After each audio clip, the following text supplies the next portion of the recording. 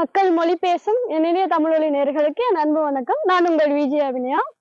நம்ம இப்ப எங்க இருக்கோம்னா உசிலம்பட்டி. உசிலம்பட்டியில எவ்வளவோ ஃபேமஸ் இருக்குங்க. ஆனா தெரியாத ஒண்ண நான் இன்னைக்கு சொல்ல போறேன். அது என்னன்னா உசிலை மரம். பாருங்க, இத நம்ம அப்பத்தா பாட்டி எல்லாம் என்னன்னு சொல்லுவாங்கன்னா அரப்பு மரம் அப்படின்னு சொல்லுவாங்க. இது அல்பீசியா அமரா அப்படின்னு சொல்லி பொட்டானிக்கல் நேம் அல்பீசியா. இது யாருக்குமே தெரியாது. பட் நான் இன்னைக்கு உங்களுக்கு சொல்ல போறேன். இது மிகவும் மருத்துவ குணம் உள்ள ஒரு மரம். ஏன்னு கேக்குறீங்களா? இது பழங்காலத்துல சோப்பு, இந்த சீயக்காலாம் வராதுக்கு முன்னாடியே இந்த இலை யூஸ் பண்ணியிருக்காங்க. ஐ மீன் எப்படின்னா, இந்த இலை எப்படி இழுக்கா உடைச்சி குளிக்க போகும்போது இந்த வைகை ஆற்றுல எல்லாம் பாட்டி நம்ம முன்னோர்கள் எல்லாம் குளிக்க போகும்போது இந்த இலை அப்படி அரைச்சி கையில தலையில எல்லாம் இது பண்ணியிருக்காங்க. அதாவது சீயக்காவோட இது ரொம்ப நுர வரும் அப்படின்னு சொல்றாங்க. ஆக்சுவலா அதான் உண்மையும் கூட. இது எதுக்காக பெரும்பாலும் யூஸ் பண்றாங்கன்னா உடல் குளிர்ச்சி தரும். இப்போ நமக்கு உடல்ல அலர்ஜி ஏற்பட்டாலோ இந்த உடல் ஒவ்வாமைன்னு சொல்லக்கூடியவங்க இது இருக்கும். சின்ன பிள்ளைங்களுக்கு உடல் ஒவ்வாமைன்னு சொல்லி வரக்கூடியதுக்கு இது ஒரு நல்ல ஒரு மருந்து. அப்புறம் இதை என்ன பண்ணுவாங்கன்னா இதோட இலைகளை காய வச்சு சீயக்காய் பவுடரை மிக்ஸ் பண்ணி கூட தேய்ச்சிக்குவாங்க. அதாவது தலை உச்சில வெயில்ல வேலை பார்க்குற பிள்ளைங்க, அதாவது இந்த பெண் குழந்தைகளுக்கெல்லாம் முடி ப்ராப்ளம் நிறைய வரும் இல்லையா? அப்போ இந்த சீயக்காய் பவுடரோட அதை தேய்ச்சி குளிக்கும் போது அந்த முடி சூட்டு, அது தலை சூட்டு இருக்கிறதுனாலதான் முடி ஹேர் ஃபால் டேமேஜ் இந்த மாதிரிலாம் ஆகுது.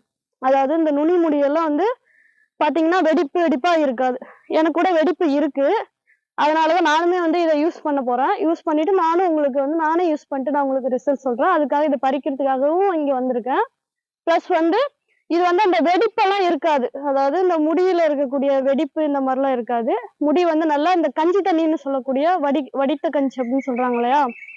அதுல இந்த இலைய காய வச்சு அதை பவுடர் பண்ணி அதுல போட்டு ஒரு நாள் ஊற வச்சுட்டு அடுத்த நாள் சனி நீரோடு அப்படின்னு சொல்லுவாங்க. அதாவது ஔவையார் சொன்ன மாதிரி எண்ணெய் தேய்ச்சி அந்த சீயக்காய் போட்டு குளிக்கும் போது அந்த இதோட வச்சு இந்த சீயக்காய் போட்டு நல்லா தேய்ச்சி குளிச்சாங்கன்னா தலையில உள்ள அழுக்கு போயிடும். அது மட்டும் இல்லாம பொடுகு, இந்த பேனு, ஈறு இந்த மாதிரி எதுவுமே இருக்காது.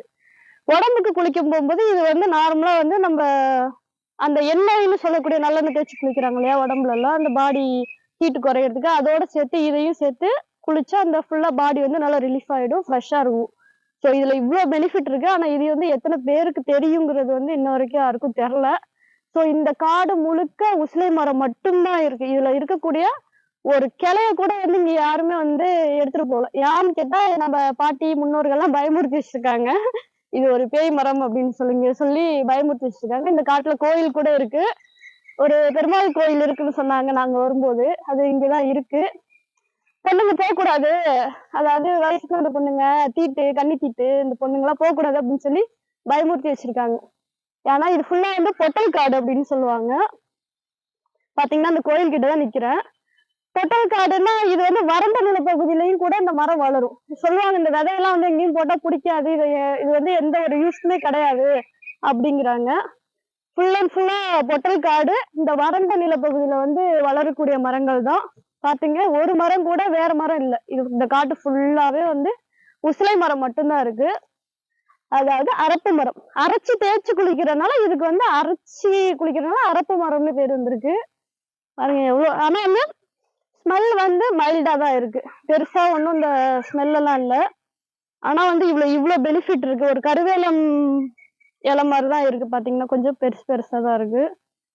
இதை நம்ம நெக்ஸ்ட் இதை எப்படி ப்ராப்பரா ஹெர்பல் பவுடரா யூஸ் பண்றது, பிளஸ் எந்தெந்த பெனிஃபிட் நம்ம இதே ஓனா நம்ம எப்படி எப்படி யூஸ் பண்றது நெக்ஸ்ட் அடுத்தடுத்த வீடியோல நம்ம போட போறோம். சரிங்களா?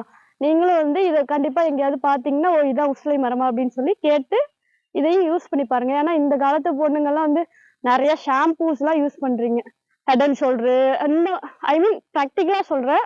ஷாம்பு யூஸ் பண்றதுனால நமக்கு என்ன பெனிஃபிட்? கண்டிஷனர்னுங்கிறோம், ஹேர் ஃபால் டேமேஜுக்கு ஒரு ஷாம்பு, வெங்காய ஷாம்பு, பூண்டு ஷாம்பு அப்படிலாம் சொல்லி போடுறோம்.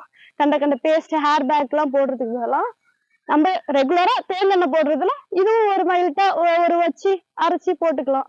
அப்படி இல்லையா நம்ம சீயக்காய் வாங்கும் போது சீயக்காய் பவுடர்ல இதையும் கொஞ்சம் காய வச்சு மிக்ஸ் பண்ணி அரைச்சி வச்சுக்கலாம். இது நமக்கு ஒரு பெனிஃபிட். அவ்வளவுதான். ஸ்கின் டேமேஜ் இருக்காது ஒண்ணு, ஹேர் ஃபால் டேமேஜ் எதுவும் இருக்காது, முடி கொட்டாது. இது நம்ம தேவையில்லாம ஒவ்வொரு ஷாம்பு வாங்கி முடி கொட்டுறதுக்கு இது எவ்வளவோ யூஸ்ஃபுல்லான ஒரு மெசேஜ். ப்ளீஸ் இதை எல்லாரும் வந்து தெரிஞ்சுக்கிங்க. Come back.